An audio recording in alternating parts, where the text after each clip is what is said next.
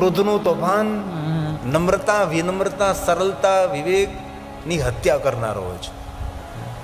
અને ક્રોધને જીતવા માટે એક જ સાધન છે, મૌન. અને જ્યારે ક્રોધ આવે ત્યારે મૌન રહેવું હિમાલય પહાડ ઉખડવા જેટલી સામર્થ્ય જોઈ. હવે નારદજી હાથ જોડીને કહે છે, ભગવાન શ્રી હરિ, ભગવાન વિષ્ણુ, મને તમે કેમ માર્ગદર્શન કરો, હું શું કરું? હવે મારા હૃદયમાં સંતાપ જાગી રહ્યો છે, મને ઉદ્વેગ થાય છે, અંદરથી મને અણગમો થાય છે, મને અંદરથી ભય લાગે છે. ત્યારે ભગવાન વિષ્ણુએ બહુ સુંદર વાત કરી. ભગવાન વિષ્ણુએ કહ્યું કે નારદજી, જ્યારે પુણ્યનો ક્ષય થાય ને, ત્યારે ભય, ઉદ્વેગ અને તાપ અને સંતાપ ઉભા થાય છે. તમારી પાસે તપ ઘણું હતું, પણ તમે શ્રાપ આપીને તમારા તપને પૂર્ણ કર્યું. કોઈને આશીર્વાદ આપવાથી પુણ્યની વૃદ્ધિ થાય છે, પણ કોઈને શ્રાપ આપવાથી આપણું પુણ્ય ક્ષય થાય છે. ભલે કોઈને માટે આપણે આશીર્વાદ ના આપી શકીએ, પણ ભૂલથી કોઈને શ્રાપ ના આપો. થોડું દુઃખ સહન કરી લેવું, થોડું પાછું હટી જવું, થોડો રસ્તો બદલી નાખવો, પણ કોઈને શ્રાપ ના આપો. ભગવાન વિષ્ણુજી નારદને કહે છે, નારદ, જ્યારે જ્યારે ઋષિમુનિઓ બીજાને શ્રાપ આપ્યા છે, ત્યારે ઋષિમુનિઓ હંમેશા હિમાલય પહાડમાં તપ કરવા માટે જતા રહ્યા છે. અગર દરેક ઋષિમુનિઓ જાણે છે કે જ્યારે કોઈને શ્રાપ આપીએ ત્યારે પુણ્યનો ક્ષય થાય, અને પુણ્ય વગરનું જીવન એ શરીરમાં આત્મા વગરનું જીવન હોય છે. ભગવાન, મને માર્ગદર્શન કરો, હવે હું શું કરું? ત્યારે ભગવાન વિષ્ણુજી નારદજીને કહે છે, નારદ, સંતાપમાંથી મુક્ત થવા માટે એક જ માર્ગ છે, ભગવાન શિવને યાદ કરો. હવે ભગવાન વિષ્ણુજી નારદજીને શિવ ભક્તિનું માર્ગદર્શન કરે છે. સર્વ શ્રુતિ શ્રુતમ શૈવમ મંત્ર જપક ષડક્ષરમ. આ ભગવાન વિષ્ણુજીએ નારદજીને કહ્યું છે, નારદજી, તમે આદિ મંત્ર, મૂળ મંત્ર, મહામંત્ર, શ્રેષ્ઠ મંત્ર, સર્વોપરી મંત્ર, દુનિયાનો જે મહામંત્ર છે, આનો જાપ કરો નારદજી. તો નારદજીને પ્રશ્ન થયો કે શ્રેષ્ઠ મંત્ર, સર્વોપરી મંત્ર, મંત્રોનો મંત્ર, આદિ મંત્ર, મૂળ મંત્ર, મહામંત્ર વળી કયો હોઈ શકે છે? જે મંત્રનો મહિમા વેદ પુરાણ નિરંતર ગાય, સર્વશ્રુતિ શ્રુતમ, જે શિવજીનો મંત્ર છે, જે વિશ્વના દેવતાઓ નિરંતર જે મંત્રનો મહિમા ગાય, એ મંત્ર કયો? ભગવાન વિષ્ણુ બોલ્યા છે. ત્યારે નારદજી કહે છે, નારદ કહે, ભગવાન વિષ્ણુજી, આપના મુખમાંથી પ્રગટ થાય એ મંત્ર કયો? ત્યારે સ્વયં ભગવાન વિષ્ણુજી કહે છે, નારદ, સરળ મંત્ર છે, શ્રેષ્ઠ મંત્ર છે, સર્વોપરી મંત્ર છે. અને ભગવાન વિષ્ણુ બોલે છે, સર્વ શ્રુતિ શ્રુતમ શૈવમ મંત્ર જપ ષડક્ષરમ. મંત્ર જપ ષડક્ષરમ. જે મંત્રના અક્ષરો 6 રહેલા છે, જે આદિ મંત્ર છે, જે મૂળ મંત્ર છે, મહામંત્ર છે, સાંભળવામાં, બોલવામાં અતિ સરળ છે. જે મૂળ મંત્ર છે, જે મંત્રનો મંત્ર છે, તે મહામંત્ર છે. આ મંત્ર ભગવાન વિષ્ણુજીએ નારદજીને આપ્યો છે.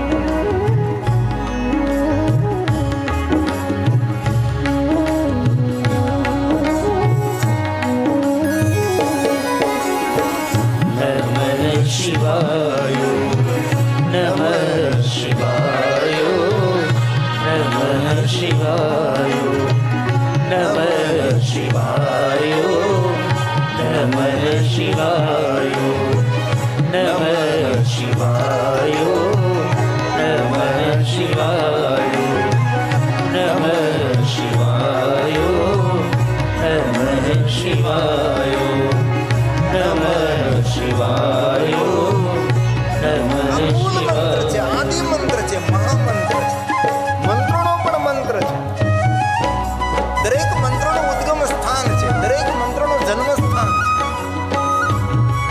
જપે પંચાક્ષરમ સર્વ સિદ્ધિ લવે. દુનિયાની દરેક સિદ્ધિઓને આપનારો મંત્ર પંચાક્ષર મંત્ર છે. નમઃ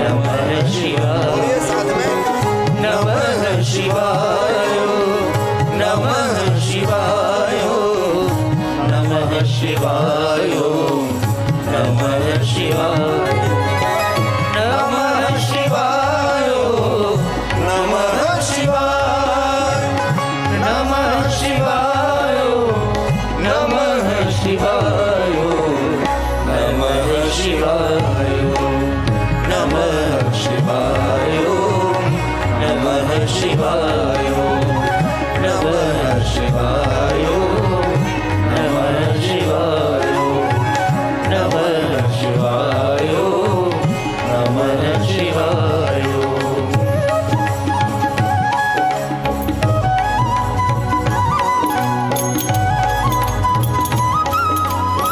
શિવાય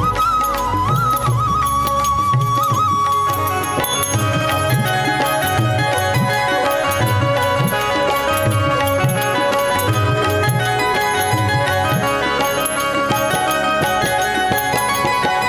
શિવાય નમઃ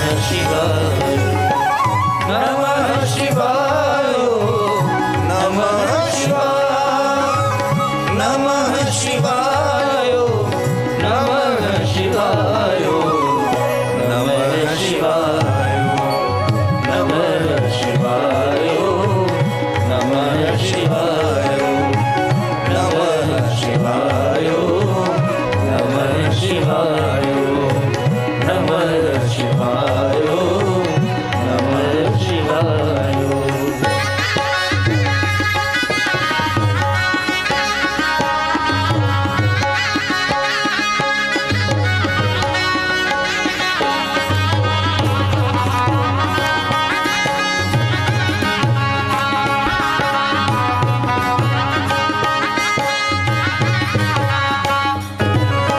નમઃ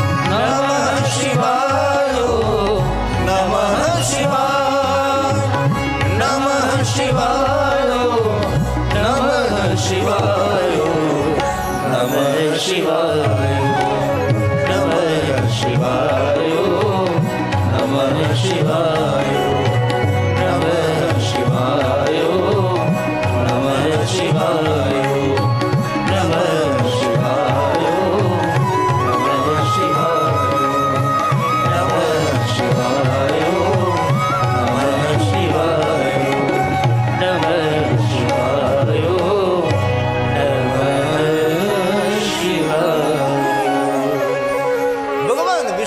નારદજીને પંચાક્ષર મંત્રના જાપ કરવાનો કહ્યું. પ્રશ્ન એ થાય કે આટલો સરળ મંત્ર શા માટે?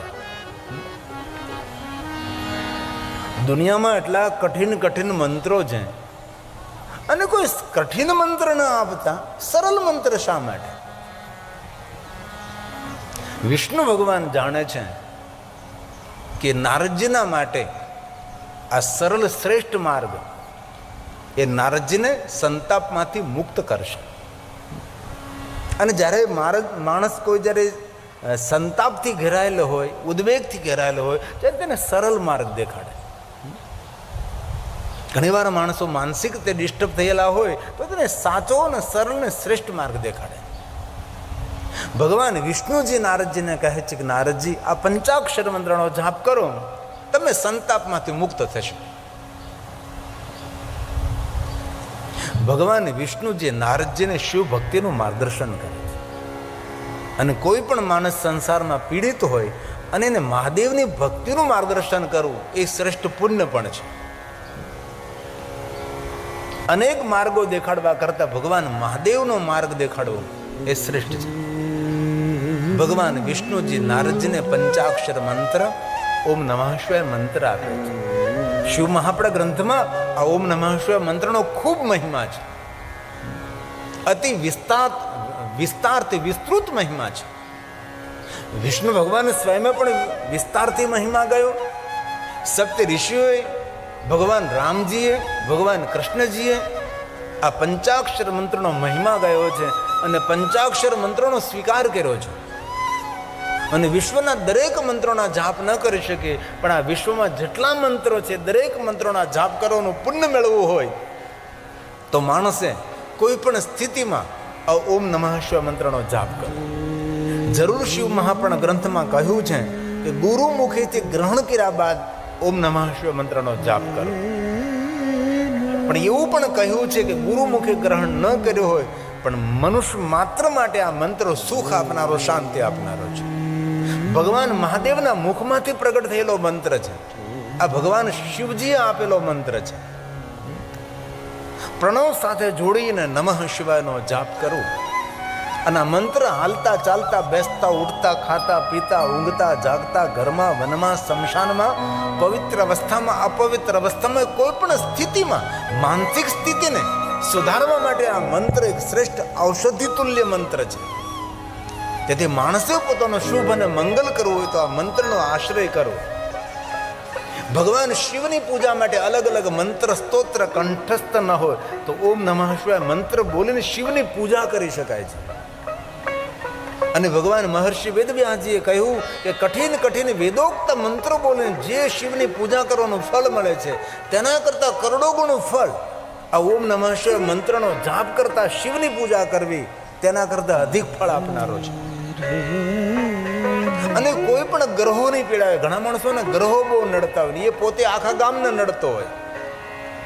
આ ગ્રહ નડે ને પેલો ગ્રહ નડે ને આ ગ્રહ, તે ગ્રહ નડતો તે ગ્રહનો મંત્ર જાપ આપણા કુલાચાર્ય પાસે કરાવવો પડે કે હે બ્રાહ્મણ દેવતા, અમારા મંત્રનો જાપ કરી દો, આ ગ્રહ બહુ પીડા આપે છે. પણ એના માટે કોઈ દક્ષિણા કોઈને કોઈ આપણે સમર્પિત કરવું પડે. એ આપણી પાસે વ્યવસ્થા ન હોય તો જે ગ્રહની પીડા હોય એ ગ્રહનો મંત્ર કંઠસ્થ ન હોય તો એ ગ્રહના મંત્રના બદલામાં ઓમ નમઃ શિવાય મંત્રનો જાપ કરો તો ગ્રહ પીડા પણ શાંત થાય. કારણ કે દરેક ગ્રહોના મંત્રોનું ઉદ્ગમ સ્થાન પંચાક્ષર મંત્ર છે. તેથી ગ્રહોની પીડામાંથી શાંત થવું હોય તો પણ ઓમ નમઃ શિવાય મંત્રનો આશ્રય કરો. શિવપુરાણ ગ્રંથમાં તો શ્લોકાત્મક એટલી બધી વિસ્તૃત વાત કરી છે. કોઈ પણ કામના, કોઈ પણ મનોકામનાની પૂર્તિ માટે પણ ઓમ નમઃ શિવાય મંત્રનો જાપ કરો. અને ઓમ નમઃ શિવાય મંત્ર માટે એવું કહ્યું છે કે આ મંત્ર કોઈ દી દુઃખદ ફળ નથી આપતો. આ મંત્ર હંમેશા સુખ આપે છે. કોઈ પણ સ્થિતિમાં આ મંત્રનો જાપ કરવામાં આવે તો આ મંત્ર હંમેશા સુખ આપવા માટે અને શુભ કરવા માટે, મંગલ કરવા માટે આ મંત્ર હંમેશા ટેવાયેલો છે. અને મહાદેવનો આપેલો મંત્ર છે.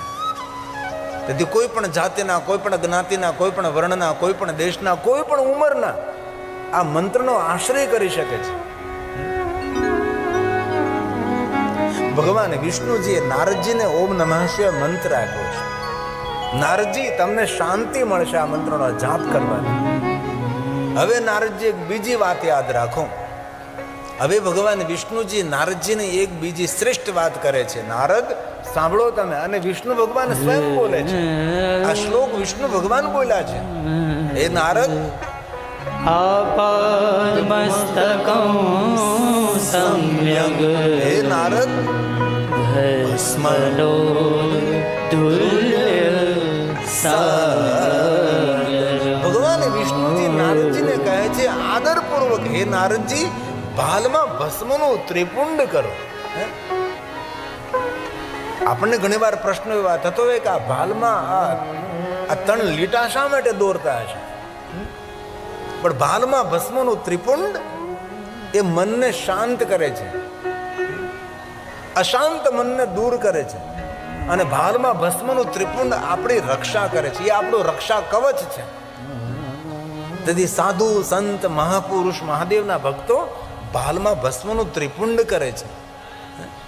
ત્રિપુંડ એ ભગવાન મહાદેવના ભક્તોનો પરિચય પણ છે. અને એવું નથી કહ્યું કે ભસ્મનું ત્રિપુંડ સાધુ સંત વૈરાગી ત્યાગી લોકો જ કરી શકે. ભસ્મનું ત્રિપુંડ કોઈ પણ મનુષ્ય કરી શકે છે, પણ એવું પણ નથી કહ્યું કે ભાઈઓ જ ભસ્મનું ત્રિપુંડ કરી શકે છે. જે રીતે ભાઈઓ ભસ્મનું ત્રિપુંડ કરે એવી રીતે બહેનો પણ ભાલમાં ભસ્મનું ત્રિપુંડ કરી શકે છે. શિવ મહાપડ ગ્રંથમાં તો કહ્યું છે કે જેના ભાલમાં ભસ્મનું ત્રિપુંડ હોય એવા માણસનું દર્શન કરવા માત્રથી ગંગામાં સ્નાન કરવાનું પુણ્ય મળે. હવે એટલું તો વિચારીએ કે જેના ભાલમાં ભસ્મનું ત્રિપુંડ હોય એ ત્રિપુંડવાળા માણસનું દર્શન કરવાથી ગંગા સ્નાનનું પુણ્ય મેળવતું હોય, તો જે માણસ ભાલમાં ભસ્મનું ત્રિપુંડ કરતો હશે એનો મહિમા કેટલો.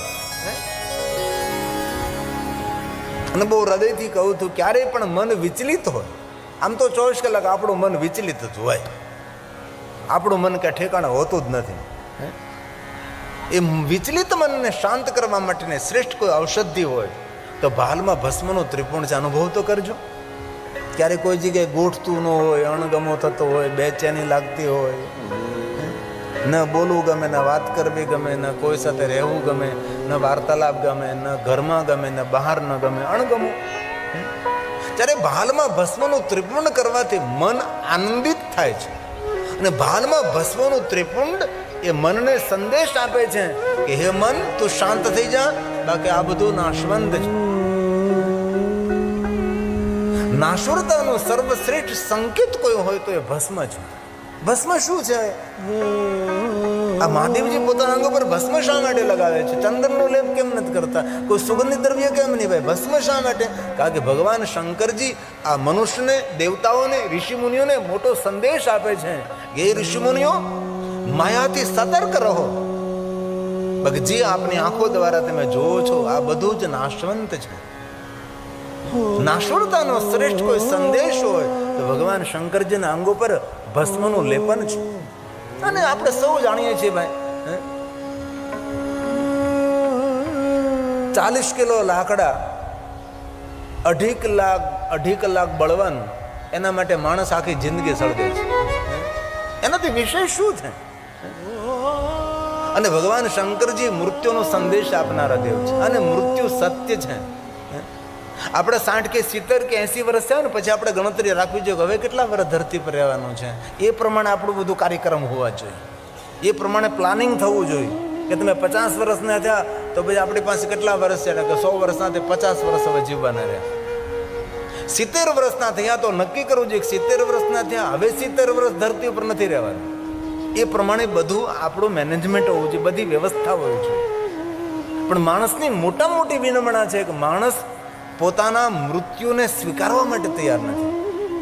એવું સમજે છે કે શમશાને જાય કે આ બધા મરે છે, આપણો તો વારો જ નથી. શંકરજી પોતાના અંગ પર ભસ્મને લગાવીને દુનિયાને સાવધાન કરે છે, સતર્ક કરે છે અને કહે છે કે હે મનુષ્ય, જીવનની વાસ્તવિકતાનું દર્શન કરજે, જીવનને સમજવાનો અને સંભાળવાનો તો પ્રયાસ કરજે.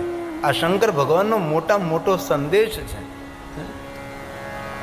અંગે ભભૂત લગાવે ભારી, આપ બેઠા છો આસન વાળે. શંકરજી અંગ ઉપર ભસ્મ લગાવી અને ધૂણી દગાવે છે, એ મહાદેવજી છે. શંકરજીનું ચરિત્ર, ભગવાન શંકરજીનું સુંદર સ્વરૂપ, રૂપ એ દુનિયાને સંદેશ આપે, એક ઉપદેશ આપનારો છે, એ ભગવાન શિવ છે.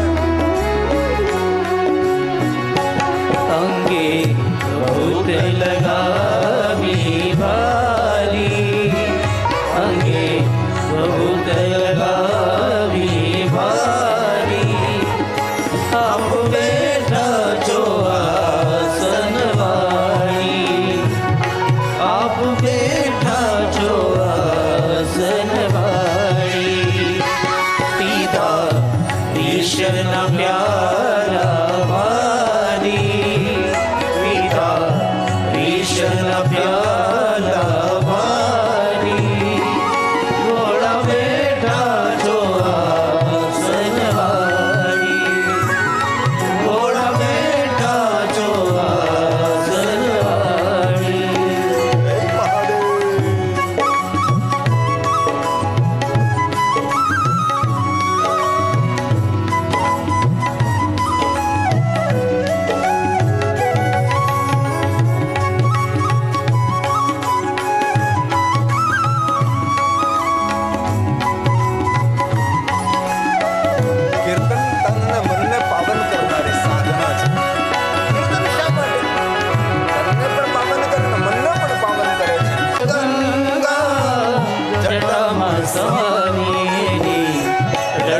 રાખી છે વારી, એની લટ રાખી છે વારી.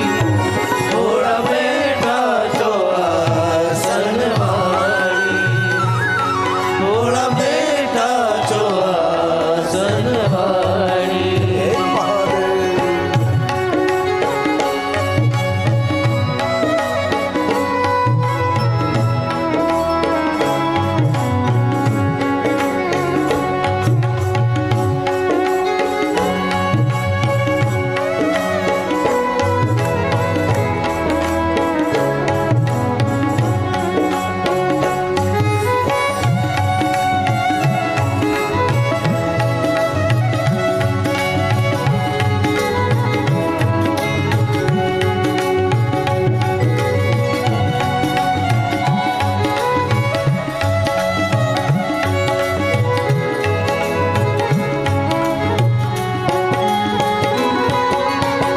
કલા મસ્તક પર ચંદ્ર વિશોભે, કલા મસ્તક પર ચંદ્ર વિશોભે. સંગે ભૂત ગણો છે ભારી, સંગે ભૂત ગણો છે ભારી.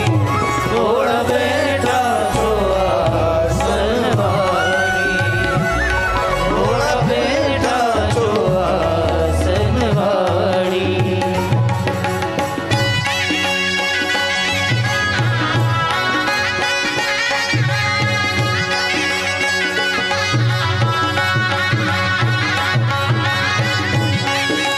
હે મહાદેવ. હે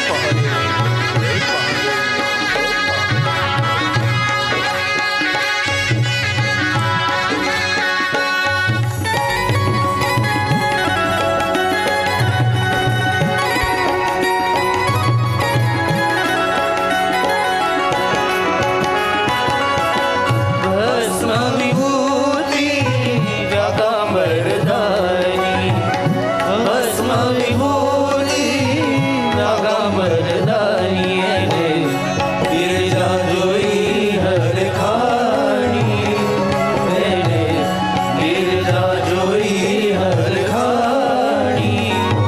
થોડા બેઠા છો આસન વાળી, થોડા બેઠા છો આસન વાળી.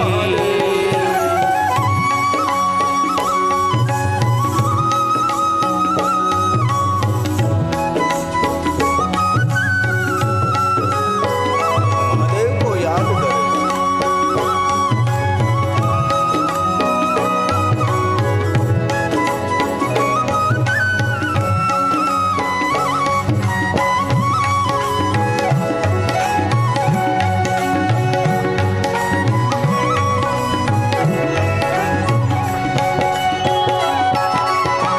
ગીરી કહે હું ગુણ શું ગાઉં, ગીરી કહે હું ગુણ શું ગાઉં. ઘોડા તારી છે મહેરબાની, ઘોડા તારી છે મહેરબાની.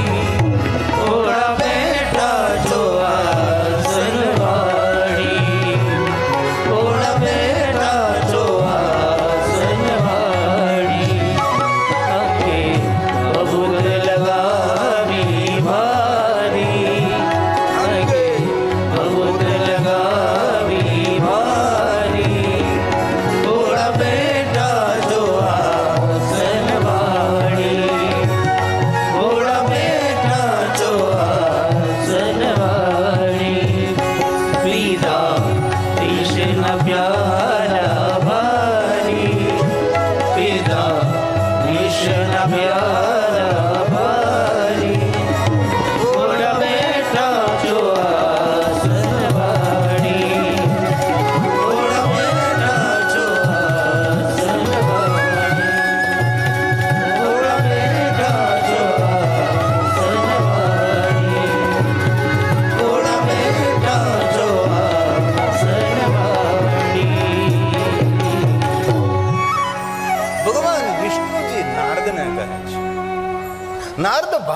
ભસ્મનું ત્રિપુંડ કરો, તમારું મન શાંત થશે. અને ભસ્મનું સાચું નામ વિભૂતિ છે. તો પ્રશ્ન એ થાય, આપણે ગુજરાતીમાં ભભૂતિ કહીએ, ના મારા દસનામાં નામ પણ હોય ભભૂતગીરી બાપુ. તો સાચું નામ તો વિભૂતિ છે. તો વિભૂતિને ભસ્મ શા માટે કહેવામાં આવે છે? તો શિવ મહાપડા ગ્રંથમાં સ્વયં ભગવાન શિવ કહે છે, દેવતાઓએ પ્રશ્ન કર્યો કે મહાદેવજી સમજાતું નથી, તમે તમારા અંગ ઉપર ધારણ કરો છો તેનું નામ તો વિભૂતિ છે, તો આખી દુનિયા વિભૂતિને ભસ્મ શા માટે કહે છે? ત્યારે ભગવાન સ્વયં મહાદેવે દેવતાઓને કહ્યું છે કે દેવતાઓ, મારા અંગ ઉપર જે ધારણ કરવું છે વિભૂતિ છે. આ વિભૂતિને કોઈ માણસ ધારણ કરે છે તેને ભસ્મ એટલા માટે કહેવામાં આવે છે કે વિભૂતિને જે કોઈ પોતાના અંગ ઉપર ધારણ કરે છે તેના જન્મ જન્માંતરના પાપો બળીને ભસ્મ થાય છે, તેથી તેને ભસ્મ કહેવામાં આવે છે.